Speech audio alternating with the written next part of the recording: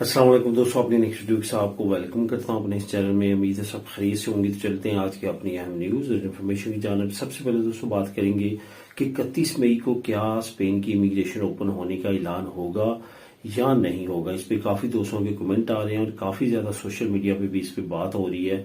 इस वजह से मुझसे पूछा जा रहा है कि क्या इसकी चांसेस हैं या नहीं है। इसको कवर करूंगा क्योंकि काफी ज्यादा हाइप क्रिएट की जा रही है, खास तौर पे सोशल मीडिया पे। उसके बाद स्पेन फैमिली वीजा ताज़ा तरीन सूरत हाल और टाइमलाइन क्या है, इसके बारे में बात करेंगे। और नेशनल पुलिस ने कुछ अहम कार्रवाई की है और गिरफ्तारियां की हैं किन लोगों की, और इमिग्रेंट्स के लिए ये जानना क्यों कर जरूरी है, क्यों एहतियात जरूरी है, इस पे बात करेंगे। और आखिर में बात करेंगे कि पहला घर अगर आप खरीदना चाहते हैं और आप ये रिक्वायरमेंट्स पूरी करते हैं जो मैं आपको बताऊंगा इस वीडियो के आखिर में, तो आप बआसानी अपना घर खरीद सकते हैं। इस पे बात करेंगे वीडियो के आखिर में। तो वीडियो की डिटेल्स की तरफ जाने से पहले आपको बताता चलूं कि आज आप लोगों के साथ मैं लिंक्स कौन कौन से शेयर करूंगा। एक लिंक तो नेशनल पुलिस ने जो अहम कार्रवाई की है और गिरफ्तारियां की हैं, इसका लिंक नंबर 1। और लिंक नंबर 2 जो पहला घर आप खरीदें और नई स्कीम जो शुरू की गई है, इसके बारे में जो अपडेट है वो लिंक नंबर 2 आपको मिल जाएगी डिस्क्रिप्शन में। आप खुद भी इन लिंक्स को क्लिक करके रीड कर सकेंगे। इसके साथ साथ दोस्तों तमाम दोस्तों से गुजारिश है जिन्होंने अभी तक इस चैनल को सब्सक्राइब नहीं किया, लाजमी तौर पे चैनल को सब्सक्राइब करें ताकि मजीद ऐसी आने वाली वीडियोस उन तक बर वक्त पहुंच सकें। तो दोस्तों बात करते हैं कि क्या 31 मई को स्पेन इमिग्रेशन ओपन होने का ऐलान हो जाएगा या कि नहीं होगा। और बहुत सारे दोस्त जो हैं इस पे उम्मीद लगाए बैठे हैं और ये पूछ रहे हैं कि क्या सिचुएशन है। मैंने लास्ट वीडियो में भी आपको तमाम सिचुएशन डिटेल्स के साथ बता दी थी और उसका लिंक भी शेयर कर दिया था, और लिंक भी आप लोगों के लिए इंग्लिश में लेके आया था कि आप उसको सही तौर पे अंडरस्टैंड कर सकें।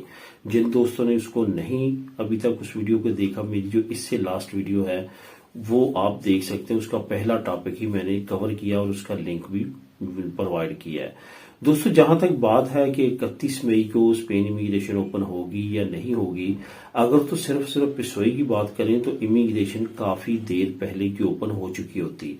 बल्कि ये जो 5 तरह की मुख्तलिफ अराइवल्स को इंट्रोड्यूस करवाया गया है और या इसमें तब्दीलियां लेके आए हैं, आसानियां लेके आए हैं, उनका मेन टारगेट था इमिग्रेशन ओपन करना। यही वजह है कि आप जानते हैं कि मैंने उस वक्त भी आपको इमिग्रेशन ओपन के बारे में काफी मरतबा बात की थी, लेकिन आखिरकार हुकूमत का बस नहीं चला और उन्होंने तरमीम कर दी इन तमाम कवानीन में। वही सेम सिचुएशन इस वक्त है। मसला क्या बन रहा है कि सबसे बड़ी जो अपोजिशन पार्टी है वो पॉपुलर पार्टी है। उसके साथ साथ वोक्स पार्टी ने काफी ज्यादा जो है वो शोरगुल डाला हुआ है, बाहर भी पार्लियामेंट के और पार्लियामेंट के अंदर भी। जिन एरियाज में वोक्स की अपनी हुकूमत है वहां पे तो इमिग्रेंट्स के खिलाफ काफी ज्यादा कवानीन जो है वो सख्त किए जा रहे हैं और वो बिल्कुल भी सपोर्टिव नहीं है सेंट्रल हुकूमत के लिए इस तरह की किसी भी इकदाम के लिए। तो वोक्स की इस वजह से भी बहुत ज्यादा अहमियत नहीं है क्योंकि उनके पास टोटल 32 से 33 सीटें हैं। मेन जो यहाँ पे तंग दे रहा है, टफ टाइम दे रहा है, वो दे रही है पॉपुलर पार्टी यानी कि पेपे, जिनकी सीटें अच्छी खासी हैं। और अगर पेसोई की सिर्फ अपनी सीटों को वो मुकाबला किया जाए पॉपुलर पार्टी का, तो पॉपुलर पार्टी की सीटें ज्यादा हैं। लेकिन पेसोई के साथ बाकी छोटी जमातें जो है समर वगैरह या बाकी जो जमातें, उन्होंने मिलकर हुकूमत बनाई है। इस वजह से पेसोई के पास ज्यादा पावर आती है और तभी ये हुकूमत कर रहे हैं। लेकिन अगर ओवरऑल देखा जाए तो पॉपुलर पार्टी अकेले की पेसोई के अगेंस्ट ज्यादा सीटें हैं।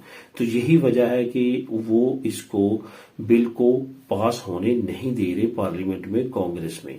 अगर ये बिल पास करवा भी लेते हैं तो पॉपुलर पार्टी के पास इतनी अक्सरियत हो सकती है वोक्स को साथ मिला के बाकी जमातों को कि वो इसको फेल करा सकते हैं। दूसरी बात ये कि अगर ये पास हो जाता है तो अनकरीब कोई भी एक्टिविटी ऐसी होगी तो वो उस तरह से पावरफुल जो कानून है वो नहीं बनेगा जिस तरह से पेसोई बनाना चाहती है।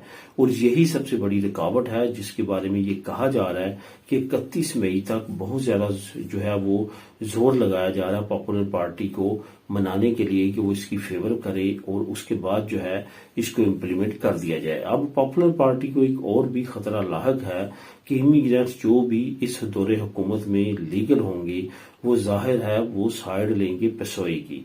तो पेसोई की की साइड लेने के लिए आने वाली जो इलेक्शंस हैं उसमें इसकी मजीद सपोर्ट बढ़ेगी। जैसे कि वो पहले ही कह रहे हैं कि पेसोए ने इतनी ज्यादा इमिग्रेंट्स को नेशनलिटी इस वजह से दी है कि वो इनके इलेक्शन में इनकी मदद कर सके, यानी कि इनको वोट डाल सके।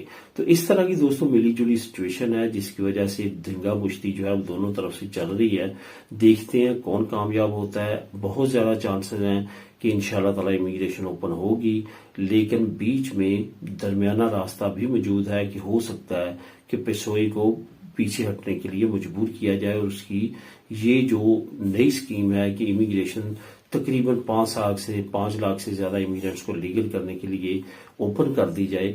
हो सकता है कि वो कामयाब ना हो, लेकिन इसमें 1-2 राय और भी बताई जा रही हैं कि हो सकता है कि 5 या 6 लाख जितने भी इलीगल इमिग्रेंट्स हैं इनको एक खास पीरियड में ओपन करके पेपर दे दिए जाए और उसके बाद फौरन जो है इमिग्रेशन बंद करके इन अराइवल्स पे काम किया जाए।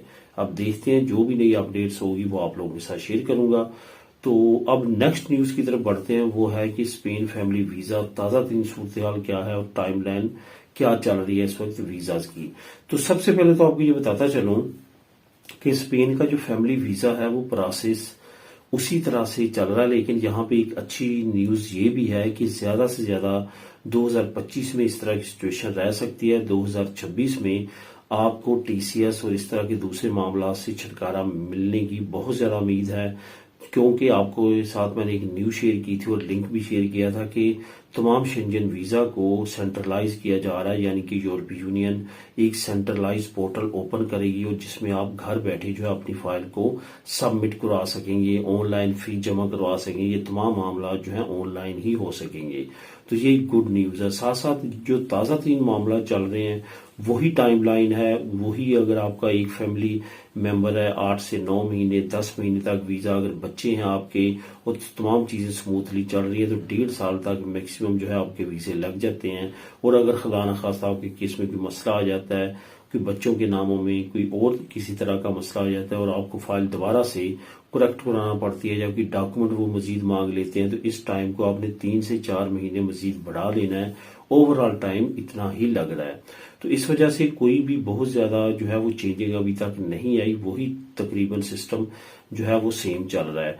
टाइमलाइन का भी सेम यही सिचुएशन है। और इसके साथ साथ आपको ये भी बताता चलूं कि जिन लोगों ने अपनी होम कंट्री में बच्चों की नेशनलिटी जमा करवाई है उनका टाइम पीरियड इस वक्त जो है वो 2.5 साल से 3 साल तक पहुंच चुका है, जो कि पहले भी 2 साल से कम नहीं था। लेकिन अभी थोड़ा सा जो है रश बढ़ने की वजह से जो 2023 में लोगों को मिले थे नेशनलिटीज इतनी बड़ी तादाद में, तो 2024 में उन्होंने अपने केस इनपुट करवाए हैं। तो इस वजह से रश की वजह से समझ लिया जैसे भी इतना ज्यादा टाइम पीरियड इस वक्त लग रहा है। अब दोस्तों बात करते हैं नेशनल पुलिस की एक अहम कार्रवाई और गिरफ्तारियों की। असल में जब कोई भी किसी मुल्क में भी इमिग्रेशन ओपन होने का या आसानियां होने का ऐलान होता है तो पूरे खित्ते के जो एजेंट माफिया हैं उस मुल्क में डेरे डाल लेते हैं और वो मासूम लोगों को वहां पे लूटना शुरू कर देते हैं। सेम इसी तरह की सिचुएशन जो है वो स्पेन में होती हुई नजर आ रही है। जो ऑलरेडी यहाँ पे एजेंट माफिया थे वो भी जाग चुके हैं, उनको पता चल चुका है कि अब कमाई के दिन आ चुके हैं और उन्होंने भी कुछ ऐसी एक्टिविटी शुरू कर दी हैं जिस पे अभी मैं आपको बताऊंगा और लिंक नंबर 1 पे आप खुद भी रीड कर सकेंगे कि उन्होंने 2 नंबर कॉन्ट्रैक्ट सेल करना शुरू कर दिए। मैंने आज से दोस्तों 2 या 3 दिन पहले आप लोगों के साथ एक तफसीली बात की थी कि कॉन्ट्रैक्ट लेने से पहले, किसी को भी एडवांस देने से पहले किसी एक्स्ट्रा खैरिया के वकील को 20 यूरो दे लें, पहले 50 यूरो पहले दे लें, सिवाय इसके कि हजारों यूरो आप एडवांस कॉन्ट्रैक्ट के नाम पे दें। कॉन्ट्रैक्ट जाली निकले, वो हजारों यूरो भी ना मिले, आपका टाइम भी जाया हो और आपके लिए नया मसला बन जाए। इस वजह से कोई भी कॉन्ट्रैक्ट लेने से पहले, किसी को भी एडवांस रकम देने से पहले 1000 मरतबा सोचें और उसको चेक करवाएं और उसके बाद उसकी एडवांस पेमेंट दें।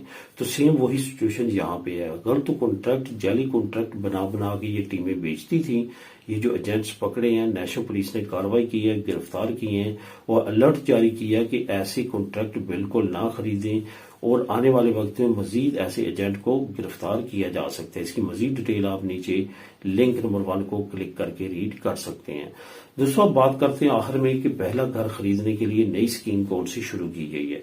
असल में हुकूमत 2 टारगेट अपने हासिल करना चाहती है। एक तो पॉपुलेशन जो इतनी ज्यादा डिक्रीज हो रही है स्पेन की, लोकल पॉपुलेशन, उसको इंक्रीज करना चाहती है, साथ साथ जो इतना बड़ा क्राइसिस घरों का बना हुआ है उसको भी सॉल्व करना चाहती है। मुख्तलिफ बैंकों को इन्होंने फंड जारी किए हैं कि आप लोगों को 90-95% तक जो है वो लोन दें ताकि वो अपना घर खरीद सकें। प्रायोरिटी उन्होंने नए जोड़ों को देनी है, यंग लोगों को देनी है ताकि पॉपुलेशन में इजाफा हो सके, वो अपना सेपरेट घर ले सकें। तो अगर आप पहला बेविंदा लेना चाहते हैं, आपकी उम्र 30 या मैक्सिमम 35, ये बैंक से डिपेंड करता है। नीचे जो मैं लिंक लेके आया तमाम बैंकों की डिटेल वहां पे है, कौन सी बैंक कौन सी स्कीम पे घर दे रही है, यानी कि लोन दे रही है घर के लिए, तो वहां पे आप खुद उसको क्लिक करके रीड कर सकते हैं। तो दोस्तों यहाँ पे जो स्कीमें हैं ये काफी ज्यादा मुनफरिद और अच्छी हैं, इससे लाजमी तौर पर फायदा उठाएं अगर आप अपना घर खरीदना चाहते हैं। तो मिलेंगे नेक्स्ट वीडियो में नई अपडेट के साथ। अल्लाह हाफिज।